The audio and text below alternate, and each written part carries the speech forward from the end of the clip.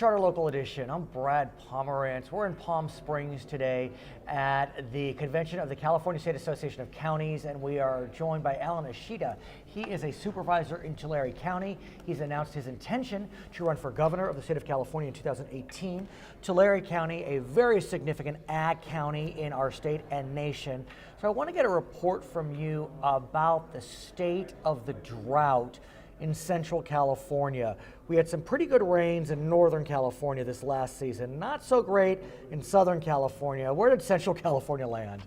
Well, last year we were able to get basically a full allocation of water in the Central Valley, surface water. Through the state project or through water coming from the sky? Or? Well, basically the federal projects were able to deliver enough water. Okay. This year we have 200% rainfall in Northern California. That is true. That is absolutely true. We're still a little behind in the Central California. Okay, and Southern California is 60% below. So it is odd. I mean, you would know this better than I, but last year we were expecting a great rainstorm for months and months and months in Southern California and nothing in Northern, and the exact flip happened. And that's what happened. I mean, the opposite happened. Right. All of us in agriculture are looking forward to the El Nino. Right. And it didn't happen. So this year, like we said, we're just at the beginning of the rainy season, and Southern California's got a bit of rain. Northern California, like you said, done pretty well. But does your climate, are you more tied to Northern or Southern?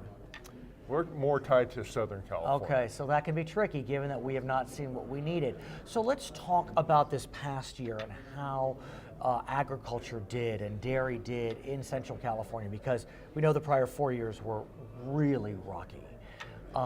With the full allocation, with it being rainier, how did the economy, ag economy bounce back, if at all? Well, we bounced back on the production side, but on the income side, we had a reduction of income. Commodity prices were down, mainly because of the worldwide is somewhat in a recession. Right. So we export a lot of our products, and the demand wasn't as high, and they weren't willing to pay the prices they paid in the past. But when I think about Tulare County, I know that you are a very significant dairy county, beef cattle as well. And what we know is that we've seen dairies drop, a few percentage points each year since the drought started.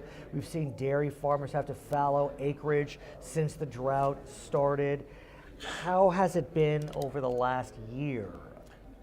For the dairy industry, it's been very tough. Oh, God. The commodity prices are way down. Probably one of the saving graces they've had is that the fuel costs are also down. Okay, so that helps. Right. And what about beef and beef cattle? How has that played out? Well, last year we had a decent forage in the pasture land. Okay. So they did okay. It's just a matter of our overall gross income went down because of the commodity price. Now, you specifically are a citrus farmer. Yes, I am. Oranges, lemons, citrus is contributes mightily to the economy in Tulare County and overall. How's citrus doing in Tulare, Central, and California generally? Generally, it's doing well. Last year we had an income level that was reduced because of the export prices. Right. So we also had suffered lower net income. Now let me ask you about exports, because we do know that we have a new federal administration coming into Washington, and the president-elect has spoken very strongly about trade and his concerns that our trade agreements and trade postures not as favorable as it should be to America vis-a-vis our trading partners.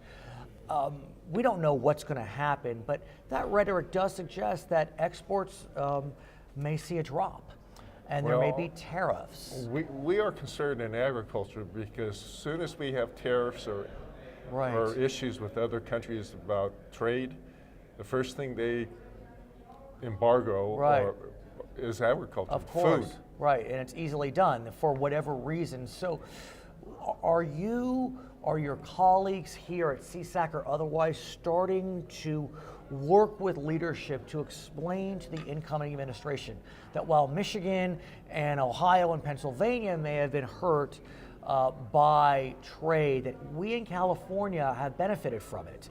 Our ports are very successful, our Mexican trading partners, it's an important part of our economy and an ag as well. Well, it's definitely, we export probably 40% of the products that we grow in the Central Valley. So they go to other nations. Are they going to Asia? Are they going to Mexico? Where are they going? Our biggest market is Asia. Yeah. And Mexico is a big market for our products. Now, the president-elect has specifically railed against trade with Asia and trade with Mexico, your two biggest trading partners. And so what can California do to protect its position in the global trade market, if anything? Well, it's doubtful that we can do anything. Right, it is a national issue. It is a federal issue, and I think the industry that's going to be impacted the most is going to be agriculture. And I would argue that that's the industry that really doesn't have the wherewithal to take another hit.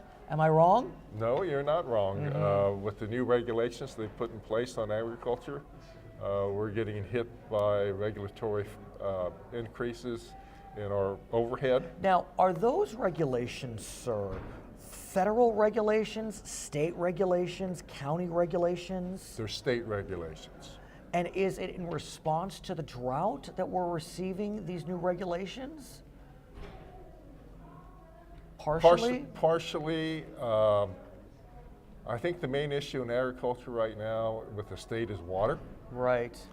We're looking at groundwater management programs. Right. Well, that is a very fair point. I mean, until last year, California was the only state, I think, west of the Mississippi that had no groundwater regulation. Even Texas did. I know there's some nerves about it, but regulation's years off in terms of the mandate. Yes, it is. I think about 2018. Right.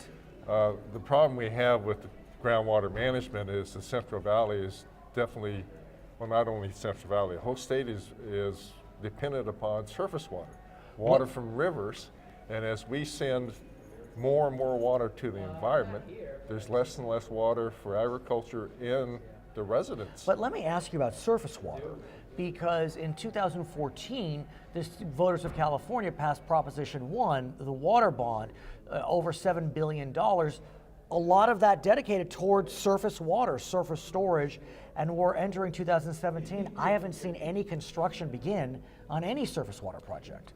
Well, the California Water Commission just came out with the guidelines of what you need to qualify for a project.